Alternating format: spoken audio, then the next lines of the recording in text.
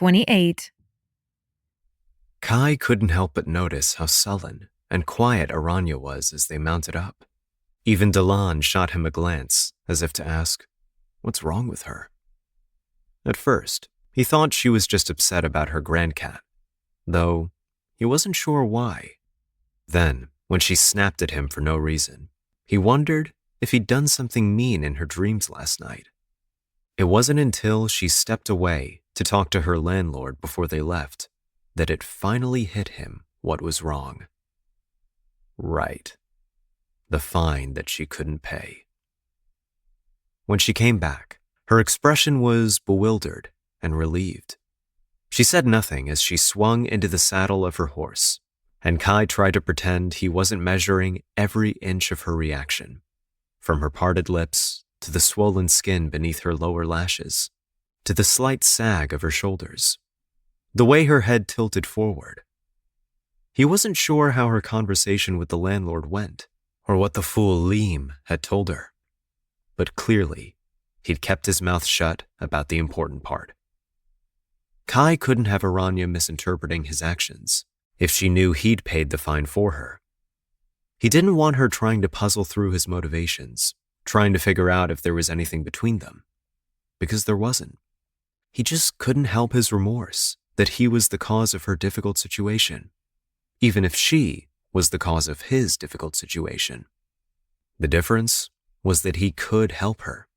She couldn't help him. He didn't need her knowing any of that, though, so he set his face forward before she could look up and find him staring. It was after 2 more days on their trail and 2 nights of Talons destroying both Aranya and Kai in Wei Qi that Talons shot his nose in the air, thrill suddenly ringing his pupils in white, and urged his horse faster. Kai turned a raised eyebrow Aranya's way, but she seemed to be almost pointedly not looking at him as she kicked her horse after Talons. Something had changed in Su Shui, and it seemed like it was more than the fine. "7 valleys!" cried Aranya from ahead. He wrinkled his forehead, then followed after them, not rushing his mount on the rocky terrain. He crested the rise, sun beating down on him, and swept his gaze over the scene below.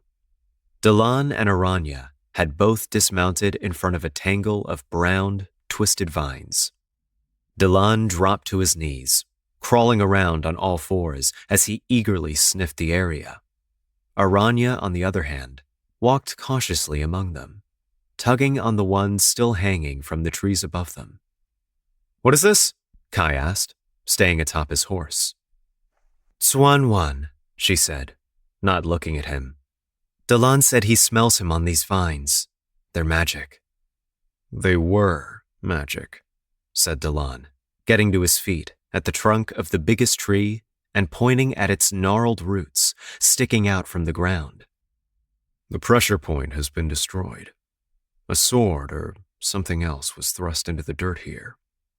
I bet if we dug it up, we'd find the curse anchor." "A trap," said Kai. "And I smell 3 distinct scents besides the guardians. 3 I've never smelled before. They're strong on some of these vines, like they were caught." Aranya's eyes widened, her mouth dropping open. "You know what this means then, right?" Talons heaved a sigh, straightening and planting one hand on his belt. "I'm afraid we don't. Care to enlighten us, Shifter?" he asked dryly. "This is another trap on this path north. First the siren's lure, now one set by Swoon-worthy himself." "You're saying that this proves yet again that someone doesn't want us following this trail?" "I'm saying that it seems like if Kang Leigh was the one to set the siren lure, and Swoon-worthy was the one to set this one, then what if we've been wrong this whole time?" Kai crossed his arms over his chest, furrowing his brow as he tried to guess where she was going with this. His horse shifted beneath him, its head dropping to sniff between rocks for the shoots of sweet grass. "How so?" asked Talons skeptically, Aranya drew a deep breath, eyes brighter than they'd been since they decided to stop at Sushui. What if everything in Sha Net was a lie? What if the shambles of his office were staged? There were other scents there besides his. Blood. But what if he planted it all? What if he wasn't taken against his will? We keep talking like Kang Leigh would be the solution to overpowering him, but who overpowered her? Unless she was doing it of her own free will, in which case, I can't think of a single reason why she would want to kidnap Swan on her way to desert to Butagan. Too complicated. Kai wasn't fully tracking. It reminded him of what it was like to plot how to escape Suguan after his graduation, trying to think through how his family would respond, how they would try to find him, how he could anticipate their moves and cover his trail. It hurt his mind then, and this hurt his mind now. We don't have enough evidence to prove any motive at this point, said Talon. We don't even know for certain that Kang Leigh set that lure. But how likely is it that anyone else said it? Unlikely. See? Doesn't mean you can go around making assumptions. I like how you're thinking this through, but we simply don't know enough yet to draw conclusions. What we know is that Xuanwan and Kang Leigh are both missing, and a snare that was definitely set by Xuanwan was left on the path he seems to have gone down since his disappearance. And there was another snare left, which might have been set by Kang Leigh. And the dead body, added Kai helpfully. Talon sighed. And the dead body. Let's mount back up. There might be answers for us at the next city's postal station. When I sent that message to Suguan about our latest discoveries, I included a note saying that we would be stopping at Ga Bay to check for any return messages, since it was on the way. Ga Bay? Kai blurted. His stomach dropped straight to his toes, his pulse ratcheting up a dozen notches, so fast he could hardly think. Aranya and Talon both twisted in their saddles to look back at him. The color must have been drained from his face, because she startled and her eyes widened. Kai? She asked softly. What's the matter? Talon said, frowning. What was wrong? What was wrong? Only absolutely everything. His throat bobbed, and he looked off to one side, avoiding their gazes. We cannot stop anywhere else? Anywhere else? Talon's jaw worked, staring hard at Kai. No. I said we would be at Ga Bay, so we must stop at Ga Bay. Aranya watched Kai closely, the sudden twitching of his hands on his reins, his rapid blinking, the hitch in his breathing. Then, her eyes lifted to his slowly. Is your family in Ga Bay? He would have preferred if she'd taken her jian out of its holster and shot him straight through the chest than say those words aloud. Family? Talon crossed his arms. I gather you don't have the same sort of relationship with your family that our little companion does. Kai couldn't respond. His throat had closed, his lungs so tight he could barely breathe. Sorry, boy, but we've got no choice. Perhaps if you'd warned me in advance that you didn't want to stop at Ga Bay, I would have done another city. Alas, it cannot be helped now. Any other cities we need to avoid henceforth? Talon asked, looking between them, eyebrows still arched. Aranya shook her head. Kai merely glowered. No. There were no other cities he needed to avoid. Just Ga Bay. Just dragon-blasted, phoenix-cursed Ga Bay. 29. Aranya chewed on her lip, the suffocating silence of their party punctuated only by the crackle of the fire. Not even she dared to say a word to lighten the mood. Kai had retreated into himself, pale as death, and hadn't spoken since earlier this afternoon.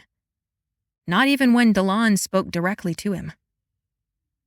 When Talon suggested a game of Wei Qi, She quickly agreed.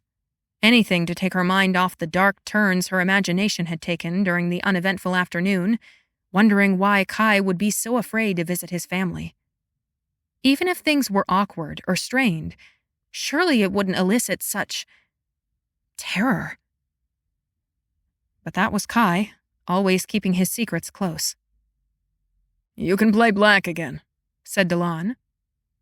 Aranya nodded, took the little basket of black stones, and stared at the board. After a few seconds, she blinked, shook herself, and placed her first stone. Talon moved. Then it was her turn. His turn again. Back to her. Maybe Kai had been abused as a child, and now going near his family brought back those terrible memories. Was that why he'd been running from them? Or, "Your move," said Talon. She blinked again. "I just moved." He tapped his white piece on the board. "I played this. It's your turn now." Oh. She played her next piece. Maybe Kai's family had captured Moi Gui for illegal pets, and Kai didn't like them. She almost snorted at that idea. Or maybe, hadn't he said his father had died? What if his mother had killed his father? What if Kai was afraid she'd do the same to him? "Are you sure you want to play it there?" She looked up. Talon's forehead creased more, and he nodded toward the stone she'd played. "I'm being nice, giving you a chance to rethink that move," he said. She stared at it. What's wrong with it? He sighed, placed his next stone, and plucked 5 of her pieces off the board. "You need to anticipate my moves. What would I do? Then you act accordingly. Catch me off guard." When she nodded and placed her next stone, Talon shook his head and sighed again, playing his piece and capturing more of hers. She went to keep playing, but his block-shaped hand landed on hers. She looked up to find him looking at her with concern. "You need sleep," he said. He swept the pieces into their drawstring bag, folded up the board, and tucked them away, not even offering to play with the brooding Kai. "Tomorrow, we'll need to stop to bathe somewhere. You two reek so badly I can hardly breathe within a li of your presence." She stayed up to guard the campsite, staring emptily into the dancing flames before her as the 2 men laid down and jerked blankets up to their chins. Talon groaned his way through his movements like he was 20 years older than he was. Kai hardly made a single sound as he turned his back to them both. She shouldn't feel a shred of pity for her rival. Not when this was all his fault. Not when he was still her rival. It was a miracle he could even fall asleep while Talon snored as loud as a donkey before it was fed. That was the only thing that kept Aranya awake at her post, fighting the drowsiness and trying to ignore the incessant aching of her limbs. She should have noticed when Kai's blanket suddenly fluttered to the ground, the body beneath vanishing into nothing. But she didn't. Not until a hand clamped over her mouth.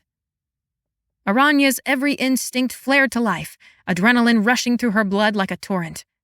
She flicked her hands into Talons just as her wrist was grabbed, wrenched behind her. "Don't make a sound," Kai growled under his breath. "Come with me. Sheath your claws." She stood, whirling on him as her heart pounded so hard it pulsed against her temples.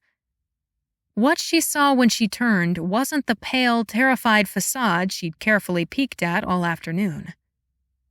No, in the moonlight, Kai's face was hard as flint. Hazel eyes glittered with leaping bursts of fire, shadowed beneath his chiseled brow. He suddenly seemed taller, much taller. Was it because they stood so close? She tilted her head back, meeting the sharpness of his gaze. "What?" she whispered. He didn't answer, only turned and stalked toward the trees, away from the fire, away from Talon. In 2 steps, he'd been swallowed up in the night, and she could only barely make out the movement of his cloak. Warning thrummed down her spine, prickling the back of her neck. Something knotted in her stomach, something she couldn't quite distinguish. Thrill and fear often felt alarmingly similar. Aranya hurried after him, talons itching beneath her skin, ready for anything. Anything except Kai grabbing her by the shoulders and hissing in her ear, "Why did you mention my family to Talon?" She flinched, and the burning beneath the tenors of his voice sent her claws fleeing. Shame turned her neck hot, but it didn't stop her from flinging his hands off her and stumbling backward, into the trunk of a tree. "You never said not to," she hissed right back. "Am I supposed to spell everything out for you? If I clearly don't want to talk about something, then maybe I don't want people like Talon prying into my personal business." "Talon is our comrade, and I hardly said anything. I just asked if your family was from there. It was your face that gave the rest away." Not that she knew what the rest was. He jerked his head to the side, a muscle feathering in his clenched jaw. And Aranya was done dancing around the truth. "What is it about your family?" she demanded, refusing to let her cheeks heat any further. She hadn't done anything wrong. "Why do you refuse to talk about them? Why do you hide from them? Is it just because you don't—" He evanesced into her face and clapped a hand over her mouth, eyes blazing. "Stop talking about them!" She bit his finger. He jerked back, but only for a split second. The next second, he'd come closer, close enough that his knees bumped into hers when he snatched her jaw with his hand and forced her to tilt her head back, to look at him. Her claws were out in a flash, one pressed threateningly against his chest, the other just beneath his ribs. Almost an embrace. Kai didn't flinch. The intensity in his eyes never faltered, not as he stared her down, lips parted enough to reveal teeth. She was so caught in that gaze, in her palm on his chest, claws slowly curling inward to pierce the fabric of his robes, that she wasn't paying attention to where his other hand went. Not until something sharp pressed to her neck. She sucked in a breath, then lowered her brows into a glare, pressing her talons harder against him, threatening him without words. Night air caught strands of his hair, of hers, the dark tendrils dancing between them. "Would you believe?" Kai said, his voice suddenly much deeper, edged in something unfamiliar. "That I hide these things to protect you." She couldn't help her snort, or the wild grin she flashed up at him. "Then what's a knife doing at my throat?" "Preventing a misunderstanding." She chuckled, low, long, and dry. "Lower your talons, and I'll lower my knife." "You first, Evanescer." Behind Kai's head, the sliver of moon drifted behind a cloud, and his face grew darker. She could barely make out his nose, his mouth, the planes of his cheekbones. The only way she knew his face dipped closer to hers was the warmth blowing across her lips, and the gleam of eyes like a wildcat's drifting nearer. His hand fell from her jaw, slid behind her neck, fingers twining with her hair. He was going to kiss her. It was a bone-shattering realization, one that dragged a gasp from deep inside her, that made her eyes fly wide and her stomach lurch. Did she want him to kiss her? No. Maybe. "Promise me," he whispered, and when he spoke, his lips briefly brushed hers. "Promise me you will stop asking questions about my family." Why? The word was breathless, caught up in the wind that swept the night around them. He swallowed, the soft huffs of his breaths against her lips. Still, he did not kiss her, did not lean forward that one fraction of an inch more and press his mouth to hers. But he wanted to. The hand at the back of her neck, that pulled gently, tilting her face up toward his, told her he wanted to. It was the knife in his other hand, pressed to the soft flesh where her pulse throbbed with a heady rhythm, that held him back. As it should. The clouds parted, and the dusting of moonlight that fell across the forest was enough for Aranya to see when Kai pulled away, a rueful smirk playing at the corners of his mouth. The gaze he settled on her was black with flecks of gold. His knife eased away from her throat. "Because I think your grandfather prefers you alive." Aranya drew her hands to her chest, talons vanishing in an instant. Strange that her pulse still hadn't calmed even when Kai backed away another step. Stranger that she should feel any measure of loss, of disappointment. She had to clear her throat before she could manage, "And since when were you concerned about my grandfather's preferences?"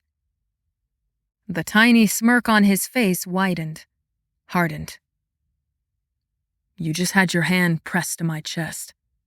Could you not feel my heartbeat?" And then the shadows swallowed up her rival in one big gulp. 30. "It's just a quick errand," Talon told Kai as they rode into the city. "We won't be long." Kai nodded, his face impassive. His knuckles were white, however, around the reins. "Indeed," he only said, his voice crisp. Aranya swallowed. Kai had put up a fight again when they reached the bounds of the city, asking if he could stay behind. Talon seemed to be still mad that Kai had withheld this information from them because he wouldn't budge. And Kai had looked dangerously close to vanishing straight out of his saddle. He stayed, however. Aranya bit her lip but avoided looking at Kai. She doubted he would appreciate that.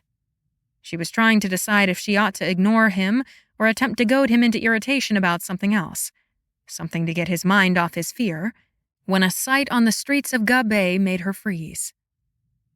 It was a blind man. He was old, probably older than Yeye, with a white beard down to his belly. On either side of him, a man and a woman gripped his arms. Slowly, with soft coaxing, they helped him descend 3 steps from a house's deck to the dusty street. Bouncing around waiting for him was a little girl no more than 5 years old. "Play with me, Yeye," the girl cried. "He's going to sit here and listen to you play. Oh, be careful, Dumpling. Don't knock into your grandfather," the woman said to the girl. The old man grinned a crinkly smile, his eyes staring off into nothing, hardly moving at all. Aranya watched as they rode past the scene, the breath stolen from her lungs.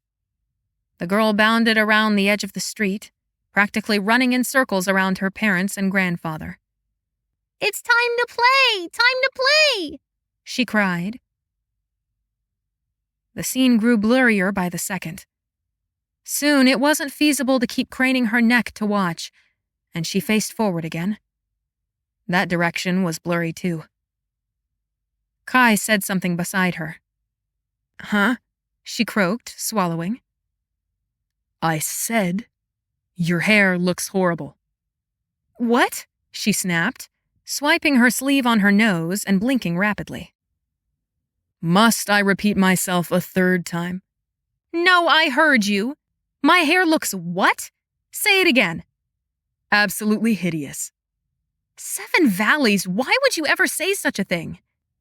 His eyes flickered, coming into clearer focus. Though tension lined his face, his mouth was turned up in a smirk. "Because it's true. I thought you should like to know." She sniffled as she glowered at him, the hard lump in her throat easing. "It looks the same as ever." "Not true. It's wild and matted, and now that I think of it, it could use a trim.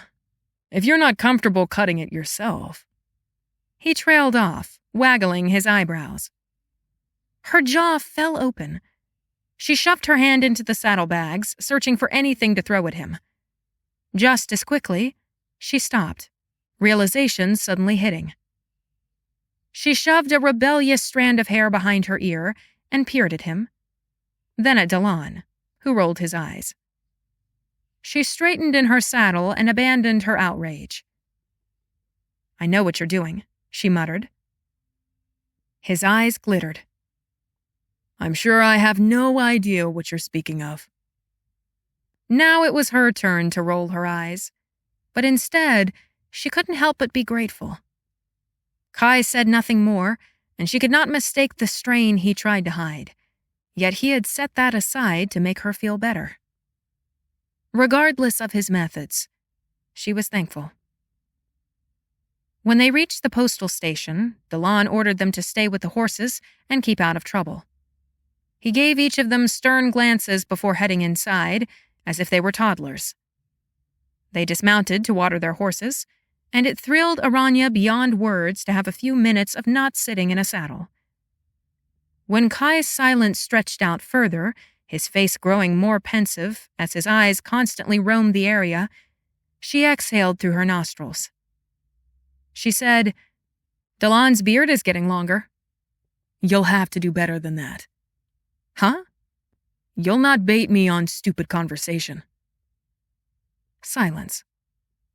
Very well. She would try another tactic, one that would definitely work. Why are you so nervous about running into your family? It's only the postal station. Surely they're not monitoring it. His jaw flexed. We're not discussing this. Oh, she grinned, sidling up closer. Come on, Shi Kai. You've created all this mystery surrounding your family. I wouldn't be half as curious if you would have simply told me a few things here and there that wasn't giving away important information. But you're determined to make sure I know that the family is off limits for discussion. As an FNSer, one would think you'd know more about secret keeping. His nostrils flared, and she couldn't help her triumphant grin. Aranya, he said, his tone humming with warning. What? If I'm not careful, you'll pull out a knife and— Why do my eyes deceive me? A new voice cut into their conversation. Could it possibly be that the illustrious Shi Kai has favored us with his presence? Kai snapped upright, his body going rigid. Aranya whirled on the newcomer, her own heart leaping. Striding down the street toward them, in glittering robes and an ornate cloak that fluttered behind him, was a tall, thin young man. The warmth of summer had yet to wear off. Was the heavy cloak simply for show, to make his person wider and more menacing? His stride was heavy and confident, his wide smile dazzling in his handsome face. He had no litter, no horse, nothing nearby. Just him, a wealthy and beautiful man. A man who looked eerily like the one standing next to her. Her jaw dropped, her eyes sliding up from the approaching form to Kai's ashen face. She recognized the man from the academy. Just disappear, she whispered. Too late, he growled back. The man spread his arms as he came, his grin going wider and wider with each step. Oh, my brother, how I have missed you. We've been wondering where you've been all this time. Mother has been beside herself. What a joy to see you again. At first, Aranya thought he must be too dim-witted to see Kai's pallor, but no, he did notice, and it almost seemed to make his creepy smile wider. He embraced a stiff and unmoving Kai, who didn't bother returning the affection. My friends told me they saw you enter the city, so I knew I had to come immediately, he said, gesturing grandly to the surrounding city. I only wish you'd given us notice so we could properly welcome you. Kai said nothing. Boring as always, the brother said, grinning. Then his attention swiveled to Aranya. Well, who is this young lady you've brought with you? He didn't recognize her. Aranya smiled hesitantly, glancing more at Kai than his brother. But Kai wasn't giving any indication of how she ought to behave, so she smiled a little brighter and bowed. My name is Tso Ming. It's a pleasure to meet you. Kai blinked in surprise, but she glanced his way fast enough to see him duck his head to hide a tiny smile. It emboldened her enough to flash a full grin at his brother. Shi Young, at your service, he replied, fingers twinkling with jewels. How charming you are! My, brother, what a pretty little thing you've brought with you. Aranya matched his expression with just a smidge of sauciness. You flatter, good sir. Kai's eyes were darting between them, but he no longer looked so terrified. More bewildered. He cleared his throat and said, I trust Mother is in good health? Young drew his eyes away from Aranya's face slowly, returning his attention to his brother. For a split second, his facade cracked enough for a furrow to appear between his brows. She would be even better if you inquired of her health directly. She has missed you so. Aranya couldn't help the shiver that raced down her spine at his tone. She maintained her smile, however, and Yang returned his attention to her. Boldly, he reached out and gently took her hand, bringing it to his lips. You must give us the honor of your presence at our humble abode, even if it's just for the night. She might have blushed, except that she was prepared for this maneuver. With a coy chuckle, she pulled her hand back and said, To be sure, sir, but I fear we have other obligations. Otherwise, we wouldn't hesitate to accept. Other obligations? Young's eyes glittered. What, pray, could keep you from enjoying our hospitality? This conversation was dangerous ground. Aranya needed to watch her tongue carefully. She opened her mouth, about to respond to his question, when Talon exited the postal station, and though his face had only a second ago been hard, grim, and determined, it now flickered with confusion as he saw them. The last thing they needed was Talon saying something before he knew what was happening. Thus, she flashed another huge grin and exclaimed, Chung! Look who we ran into! Kai's brother, Shi Young. You're just in time to meet him. Talon looked up, his eyes meeting hers first in confusion, then trailing up to see the tall, elegant man standing behind her. Hesitation flashed in his gaze as he glanced toward Kai. Just as quickly, however, he smiled winsomely and bowed. Ah, Shi Young. It's a pleasure indeed to meet the fine brother of our comrade. He has spoken very fondly of you. Kai coughed.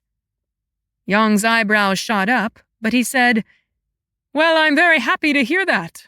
Please, I was just inviting you all over for tea and a meal.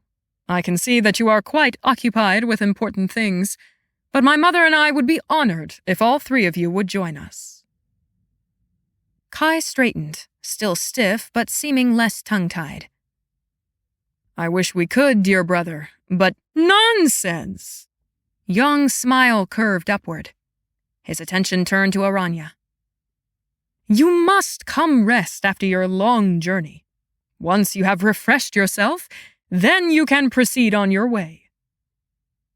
While your offer is generous, we would never dream of trespassing on your hospitality, Talon started to say. Trespassing? Why, the notion!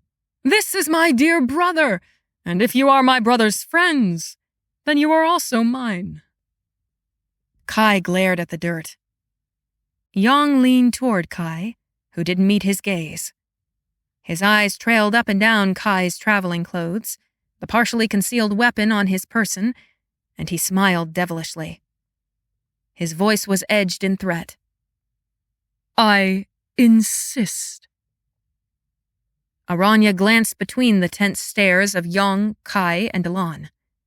She had to do something so weapons didn't start flying. But what escape could be made? Here, my guards will personally escort you.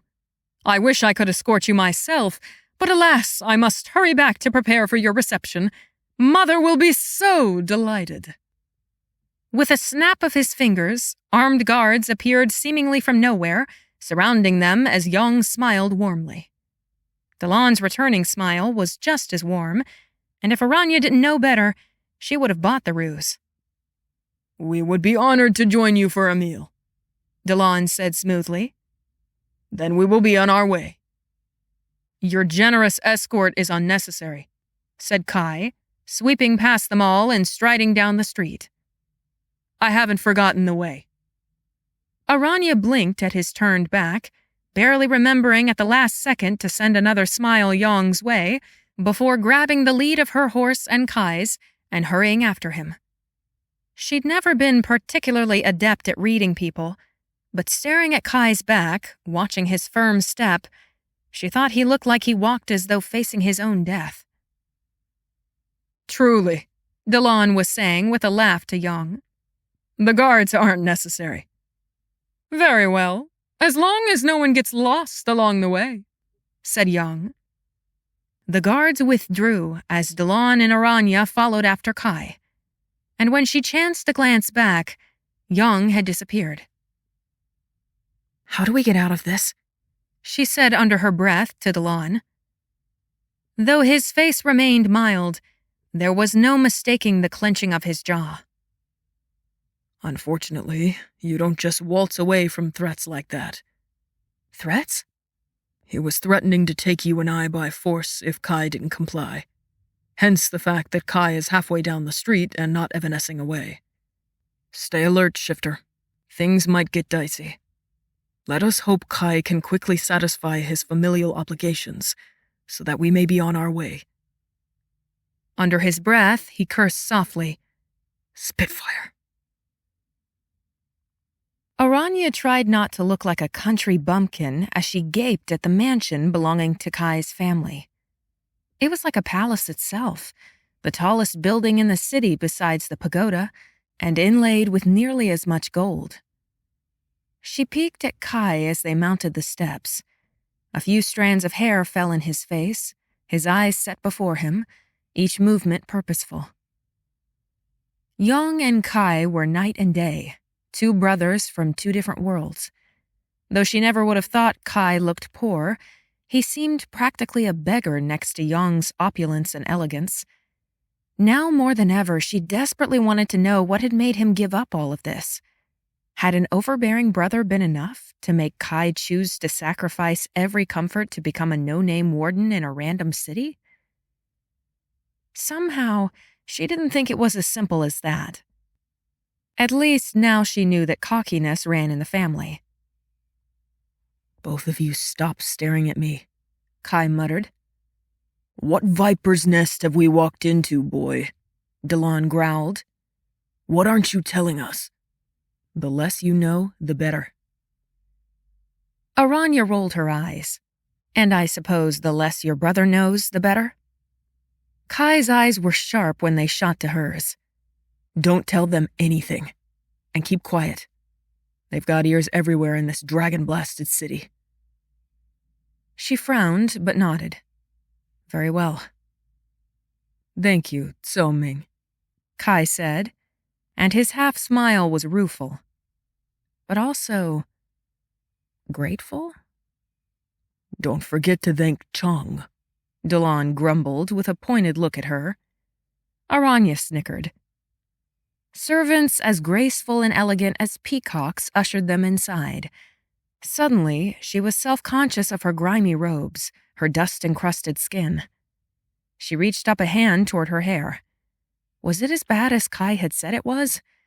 She tried to subtly smooth it down, to make it less wild.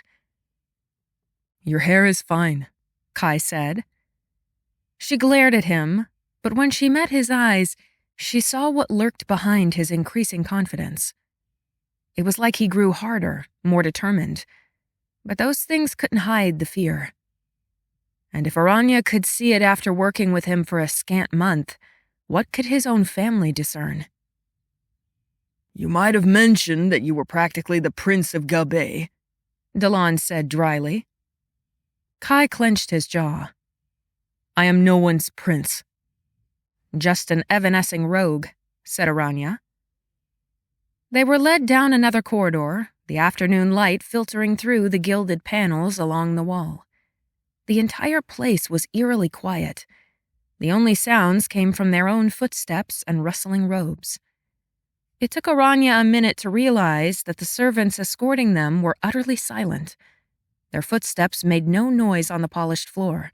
Their clothes made no swishing. A chill crept up her spine, prickled the hairs on her arms. The servants bowed and opened two grand polished gold doors. "For your refreshment, my lady," they said.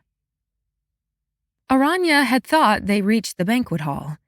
Instead, as she peered through the doors, she found a washroom. Her eyes widened, and she glanced back at her companions in surprise. Kai stepped to her side and unexpectedly placed a gentle hand on her back as he leaned down toward her ear. "Don't worry, it's safe." Even lower, his voice tickling her skin, he whispered, "Keep smiling." She blinked, staring up at him, but he nudged her forward. She squared her shoulders and refused to look back as the huge doors closed behind her. Before her, a deep in-ground pool greeted her. Steam curled off the surface, wrapping around the petals of floating lotuses. The ceiling towered over her, painted sapphire, with glittering windows screened off with ornate patterns. The enormous room was bright, exquisite. Aranya hadn't moved from the doors, even as Kai's and Delon's footsteps echoed into nothing behind her.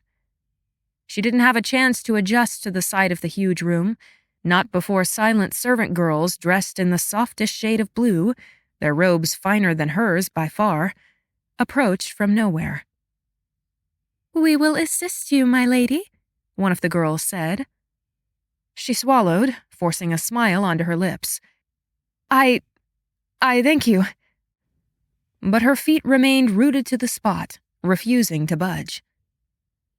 The servants stared at her a long moment, as if trying to determine whether to come closer and perhaps scoot her along. Aranya drew a deep breath and, trying not to allow her own country idiocy to influence her too much longer, stepped to the bamboo screen. When the girls followed, she flashed a wincing smile and said between tight teeth, "I'm perfectly capable of undressing myself, thank you." They said nothing more, silently drifting away. Heart pounding much faster than it ought, she quickly peeled away the layers of travel-grimed robes and sweat-slicked underthings. Then, wrapping her arms around herself, she poked her head out around the screen.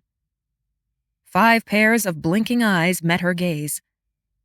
Aranya let out an uneasy chuckle, scooping up her clothes from the floor and wrapping them around herself. "If you don't mind, I will just slip by." When they didn't move, she pursed her lips and said, "If you could be so kind as to give me some privacy." The girls bowed and dissipated out of the room, though Aranya knew they still hovered nearby. Probably watched. As inviting as the bath looked, she was suddenly wondering if she ought to redress and simply explain to her host that she was afraid to keep them waiting. Would that be offensive? It seemed like it would be offensive. Possibly? She couldn't risk offending their hosts. She didn't pretend to have a clue what was going on, and it seemed like it was better to play this carefully. Moving hesitantly, she stepped out from behind the screen, scurried to the bath, dropped the robe she used for cover, and slid into the steaming water. It was too hot. She winced, but she couldn't wait. So she dunked her head under the surface, letting her entire body burn for a second before it adjusted. She had to work fast. The last thing she wanted to do was linger unclothed anywhere in the house of several Evanessers. She tried not to shudder at the memory of Yong's smile. Before she realized what was happening, the servant girls had emerged and silently shuffled to her. Armed with all manner of brushes, soaps, oils, and lotions, they launched themselves at her with surprising vigor. "Oh!" Aranya cried, trying to pull away. "I can—" Her protests were to no avail. Even after she was scrubbed spotless, they practically dragged her out of the water to dress her. "Wait! I can't wear that!" she cried. "It's far too fancy." If they were antagonists rather than servant girls, She could have landed them on their backs and dressed herself in whatever she pleased. But she couldn't use force on them, not even when they practically wrestled her onto a mat before a mirror. But when they came at her face with paint and coal, she staunchly refused. When they kept advancing, brushes coming dangerously close, she resorted to shifting one hand into talons and facing them. "No paint," she said sternly, pointing a claw at each girl. "Absolutely no paint." The last thing she needed was to be completely unrecognizable to her companions. As the servants finished their ministrations and backed away for Aranya to get a clear look at herself, a voice spoke from behind her. "Red suits you well." She flew to her feet, spinning to face Yang leaning against the opposite wall, ankles and arms crossed. His mouth was twisted up in a cocky smirk, and he was very nearly the thinner and taller replica of Kai. He wore rust-colored robes with sapphire and gold trim on the floor-length sleeves and sash. His long hair was partially bound up on top of his head, the rest falling down his back. "Keep smiling." The thought barely came in time. Aranya caught herself, pressing a hand to her heart and letting out a soft gasp as she smiled. "Forgive me, but I was not expecting to see you, good sir. How long have you stood here?" The maids were all gone. They seemed to have vanished into nothing. It was just Yang and Aranya now. He grinned. "Not long." Not reassuring. She hoped he would take the color of her cheeks as a maidenly blush rather than fury. Yang evanesced to right in front of her, and if she wasn't used to it with Kai, she would have leapt back in fright. His eyes glittered with the same realization. Perhaps he was disappointed he hadn't startled her. "The red brocade truly suits you," he said. "The gold accents bring out the fire in your eyes. Lovely. You look like a princess." Aranya gave a laugh. "You are too kind."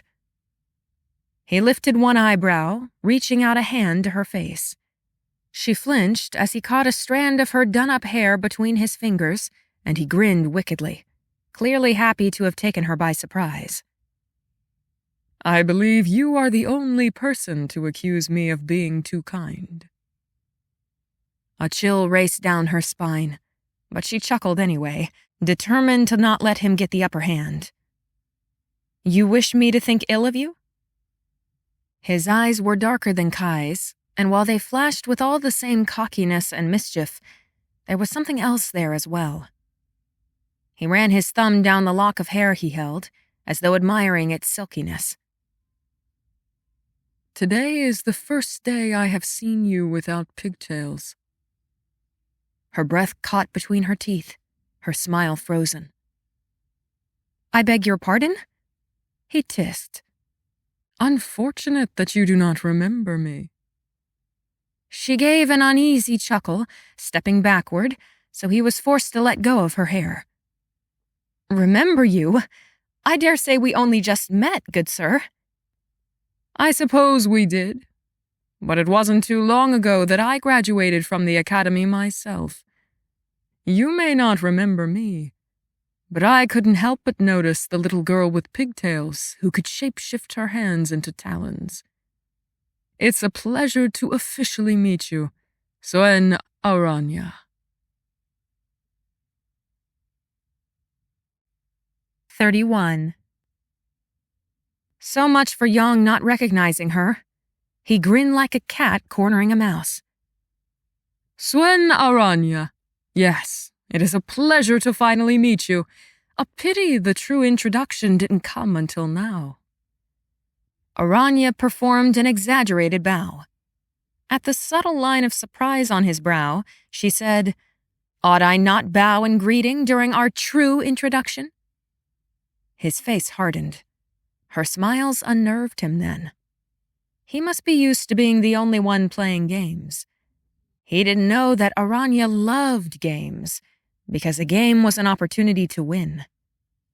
Despite how her blood hummed warning in her veins, she turned her back on him and started walking back toward the mirror. as though to admire herself. In the glass, she watched his eyes narrow at her. He appeared at her side, his long robes following his movements in a trail of silk. In one fluid motion, he extracted a fan from his voluptuous sleeves and waved it smoothly in front of him. "Please tell me, why, pray, would you introduce yourself as someone else?" Aranya tossed a quick glance his way before returning her attention to the mirror, running a finger down the gold embroidery on the hems of her sleeves. "What? Please don't tell me you give your real name to strangers." "Strangers?" Young evanesced to the opposite side of her, closer this time. "One could hardly call me a stranger. The brother of your dear comrade." She lifted her chin. "Ah, I see." The silence was enough to indicate she'd caught him unawares again. She smiled. "Pray tell me," she said, turning to face Young. "When Kai flirted with all those girls at the academy, did it cause you concern?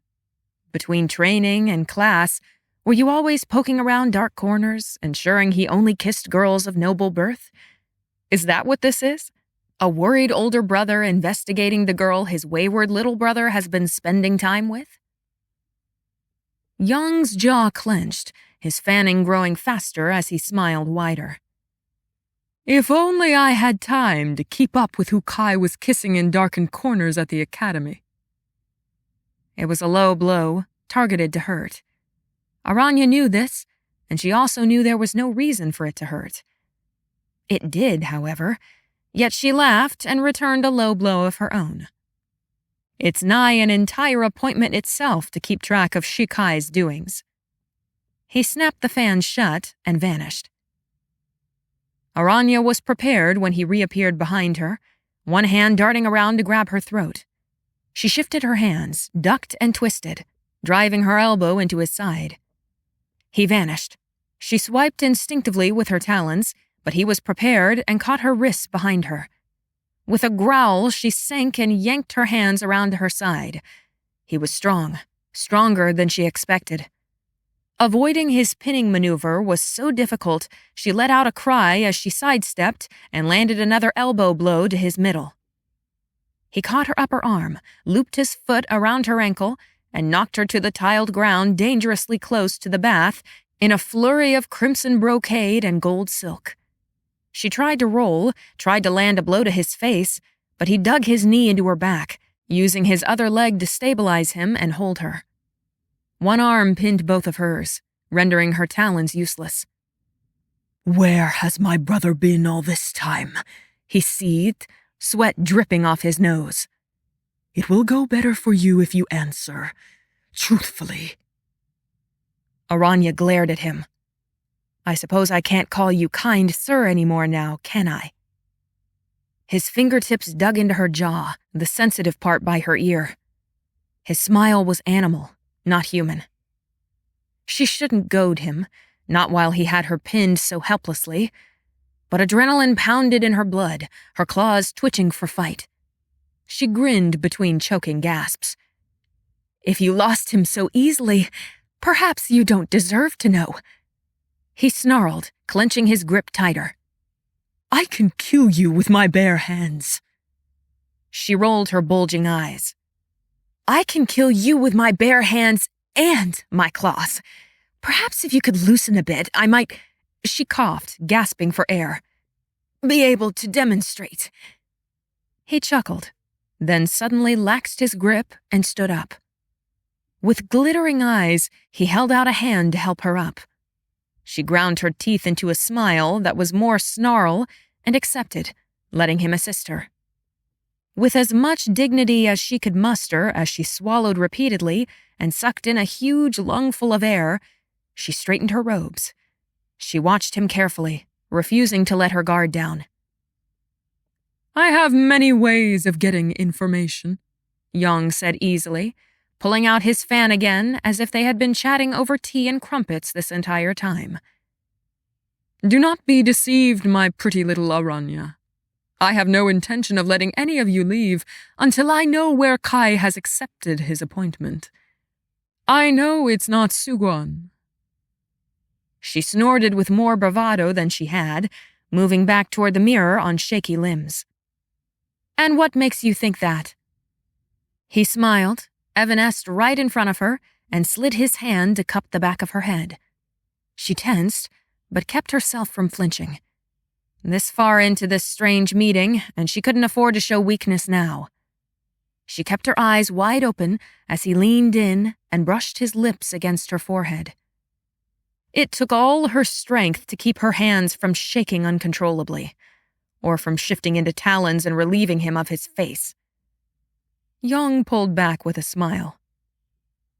"What's it with you two and unasked kisses?"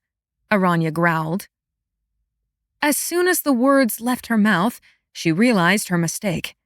She clamped her lips shut, desperately trying to not let her eyes close with the sudden realization, desperately trying not to acknowledge her defeat as Yang's head tilted to one side. "Kai kissed you?" he asked softly, knowingly. Phoenix-scorched tongue. "No, he hasn't," she said hastily, then shrugged in an attempt to play nonchalant and hide her flush. "He hasn't actually kissed me." And those words just made everything worse. She barely withheld her wince as she forced her mouth shut, biting her tongue to force herself not to keep babbling. He chuckled, then leaned in again, coming so close that her stomach dropped. "Shall I show you which of us is a better kisser?" "It doesn't matter," she retorted, twisting her head away from him, "since I'm better than both of you." He threw back his head and laughed in surprise. Aranya gritted her teeth and inched backward. It denied every self-preservation instinct not to turn and run. "I think I shall call you the queen of false bravado," said Young, still chuckling. "See you soon for our meal. I hope you're hungry." He winked and vanished. Aranya's shoulders sagged. She wanted to fall to the floor, quivering with fear and relief, the two far too intertwined to distinguish apart. But she dared not show weakness, not when he could still be lurking in the shadows, watching her. Silently, the servant girls emerged from whatever nooks and crannies they'd hid themselves during the fight and set about fixing her mussed hair. Her nerves would never calm down until they were gone from this wretched place. What in all the 7 valleys was going on here? When Aranya was escorted to the meal, unsteady in this unfamiliar outfit, she wasn't expecting the dining hall to be half the size of her bathing chamber. The ceilings were low, decorative screens covering the windows on 3 sides of the room, with mahogany pillars rising up to meet the gilded ceiling. It was all gold and wood, more of an intimate setting than a spectacular one. In the center of the room was a long, low table filled to nearly overflowing with bowls of rice, dumplings, steaming vegetables, an entire roasted swan, and all sorts of other good things. Gold cushions with long, glittering tassels surrounded the table. Talons and Kai stood to one side. Talons dressed the finest she had ever seen. He wore royal blue robes, edged in silver and white embroidery. His sash was all white, a stark yet tasteful contrast to the darkness of his robes. Kai, on the other hand, wore the same travel clothes they'd been wearing. Simple linen robes and a coarse pair of trousers, his weapons still strapped to his belt and chest. Both of them looked up when she entered. She gave a quirky bow. "How do I look?" she asked, holding out her arms with the ridiculously long sleeves. "Lovely, of course," Talons replied, his tone as dry as sand. Kai said nothing, his eyes sweeping over her before looking straight ahead, at the empty side of the table. At first, she thought his scrutiny of her was disapproving, and perhaps it was, but then she saw the color rise into his cheeks. Aranya narrowed her eyes at him, gathering her skirts in her fists as she sidled up to him and whispered, "I'm going to murder you, Shi Kai." His attention snapped down to her, his brows furrowed. "Safe? Ha! Safe indeed," she scoffed. "Next time I'm going to—" His eyes flew wide and his lips parted. What happened? He demanded in a low voice. Talons stepped into the conversation, arms folded across his chest. "Your brother assaulted me in the bathing chamber, that's all." He what? They demanded together.